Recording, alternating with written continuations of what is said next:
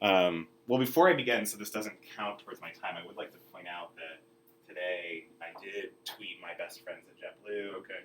And they did say that you're supposed to pass me today. So Okay. I have corporate sponsorship for. I flew them last night at 11:30. I didn't see any Starbucks waiting. So they've always got my back. Okay, so my dissertation does not have a colon in it, something I'm pretty proud of. I want to talk about college students, social media in the South, right, exactly, yeah. So if I can make it to the end of this process and not have a colon in it, I'll consider myself successful. But what I want to really do is look at how the developmental process of college students may be changing as a result of social and digital technology. And there's really two ways that I think that one could approach this. One is take existing theory and apply it to college students in this context and see how that might look. And that's actually in Ray Junko's book, which came out just a couple months ago, which is probably the most comprehensive work out there in terms of looking at college students, specifically in social media. That's what he does in one chapter. He takes existing theory, applies it in this context, saying this is how students act and this is why it makes sense that they would act this way. The second way would be to say, well, some of these theories existed prior to the existence of social and digital technology, so maybe we need to re-examine some of the assumptions that are behind them. And so that's really the approach that I'm taking here. Because if you look at some of our traditional theories in terms of the way they're constructed, they often point towards a unitary or single self, right? So Erickson's identity, we've got Chickering and Reiser talking about identity. It's all this idea that a single self is bounded. That's what we work towards. It's kind of the ultimate goal of development. But we know that with social and digital technology, and especially as we get into kind of what we call the postmodern period, it's a lot more blurry and a lot more complicated than that in terms of contextual allegiances and spanning different contexts and things of that sort. And that's why I think we really need to look back at some of these theories and say, okay, these were developed prior to that time. Do they still hold? Are there some things going on? I appreciate, Jerry, you mentioning affordances because I think that fits with when I'm looking at students. Are they able to do some things that they weren't before? You can go from simple things such as offloading cognitive tasks onto your smartphone, so you don't have to think about some things. You can go more exotic in terms of wearables and technology that we kind of integrate more with ourselves.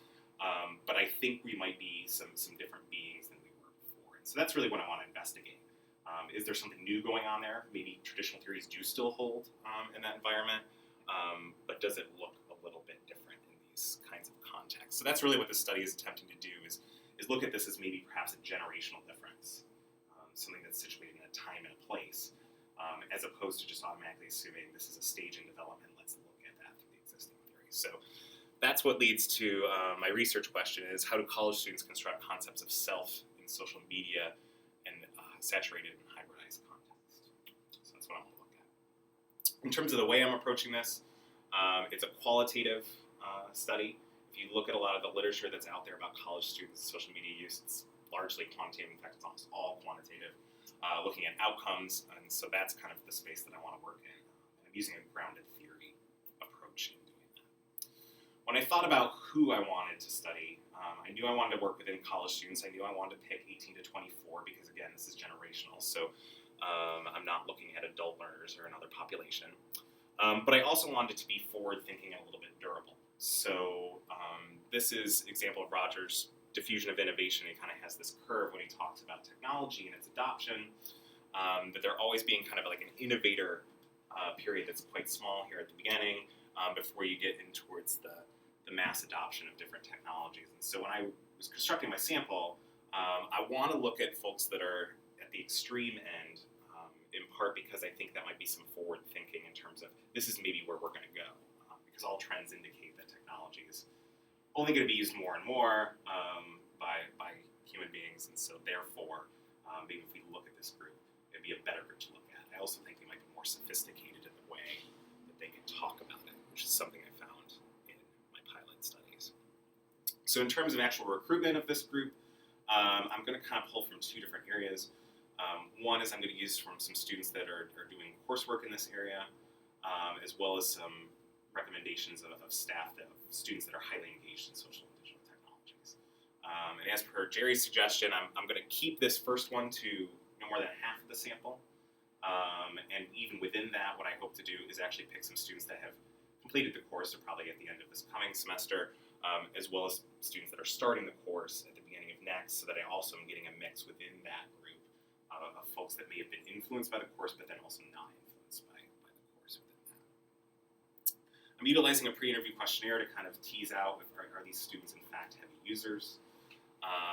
And my guess is that it will ultimately end up in a 15 to 25 participant range. It's a little difficult with grounded theory to state that up front, but judging by some of the literature and what I've seen, I'm expecting it will probably hit in that range.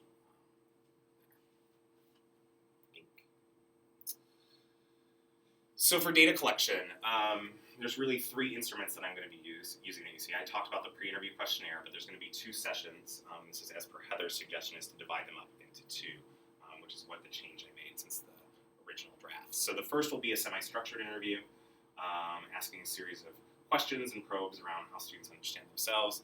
The second being what's called a synchronous ethnographic tour. In essence, it's an observation of the student on a social media site, asking them to narrate what's going on while they navigate that, as well as asking the questions. Why did you do this? What did you do next? Tell me a little bit more about how you did this and things of that sort. Additional interviews is necessary, as dictated by the data. Certainly, I think if I get to when I get to member checking, I probably will go back at the very least to talk with them, if not do maybe an additional type of interview within that. So as far as analysis, a very kind of traditional approach to grounded theory, using a constant comparative method, looking back and forth between the data and the theorizations, memoing during the course of those interviews to capture the information and thoughts that I have during that process, and then a round of coding, starting with in vivo, very close to the text, and then moving towards successive theming and categorization towards the theoretical understanding. So saturation then occurring when no theorization still occurs. In terms of validity, looking at it from the three different perspectives of the researcher lens, the study participant lens, as well as the external reader lens, I'm attempting to do some observations in addition to the interviews as a part of a triangulation effort, as well as looking for disconfirming evidence during the portion of that. I state, as far as reflexivity, I state that in my text. Study participant lens, do some member checking, bring that back to folks to see if this is accurate to what they say their experience is. And this isn't going to be a very simple one-off. I'm hoping to have more prolonged engagement with them in a more of a collaborative type environment. As far as external reviewers, and using a peer debriefer, so the utilization of both the committee as well as probably Karen for most parts to double check my theorization as I go through this process. Karen can attest that we've debriefed a lot over the course of the development of this so far, as well as the inclusion of thick and rich descriptions. So there's likely to be in the final text good chunks of actual student quotes discussing what they are. No ethical considerations that are strongly present. I think as I'm going forward, perhaps the only place where that may occur is the fact when I do the observation, I'll be seeing their data streams and their social media accounts. So not only will I be exposed to information that they may not anticipate, but I might be exposed to other individuals' postings and whatnot. And so that's accounted for in the IRB in terms of confidentiality. And certainly, if it comes to harm to self or others, that's a stopping point to do something like that. I mentioned the positionality and reflexivity that I discussed in the paper, as well as some limitations given the population that I'm looking at, and given the way I'm constructing it, given the fact this is broadly exploratory. It's going to be hard to say that this is generalizable to the general population, but I think given where the literature is, that's an okay first step, because no one's even got a lay of the land for some more specific research to be done.